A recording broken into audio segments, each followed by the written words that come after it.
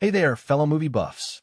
Today, we're diving into the captivating world of Elvis Presley's leading ladies. Now, I know what you might be thinking. Oh, not another Elvis special. But trust me, this one's a gem. You see, Elvis wasn't just a musical icon. He was a box office sensation, and his films, though often criticized, were always a hit. So, let's explore some of the talented women who shared the screen with the king. First up, we have the stunning Dolores Hart, who made her debut in Loving You and then competed for Elvis's affections in King Creole. Now, I find it fascinating that she chose to leave Hollywood and join a monastery, leaving behind the glitz and glamour. It raises a deeper question: what drives someone to abandon the spotlight? Next, we have Barbara Eden, who played a Kiowa mother in Flaming Star. Her performance was so good that Elvis himself praised her acting abilities. Now, I think what makes this really interesting is the contrast between her on-screen and off-screen personas. On-screen, she's a strong, independent woman, but off-screen, she's a Bond girl with a mysterious past. Then, there's Ursula Andress, the Bond girl herself, who worked with Elvis in Fun in Acapulco.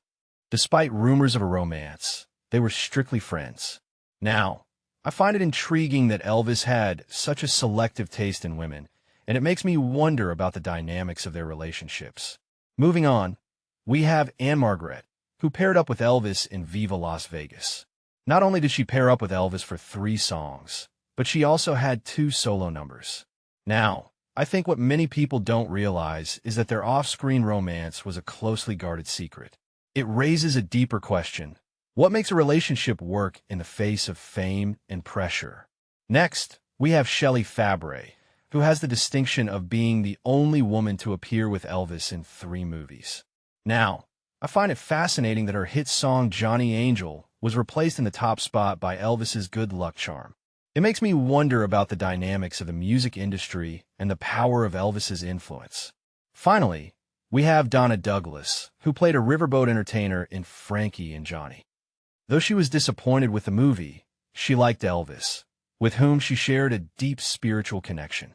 Now, I think what makes this really interesting is the contrast between her on-screen and off-screen personas.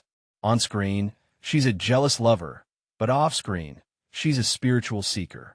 So, there you have it, folks. Elvis's leading ladies were not just beautiful. They were complex, multifaceted women who left a lasting impression on the king and his fans.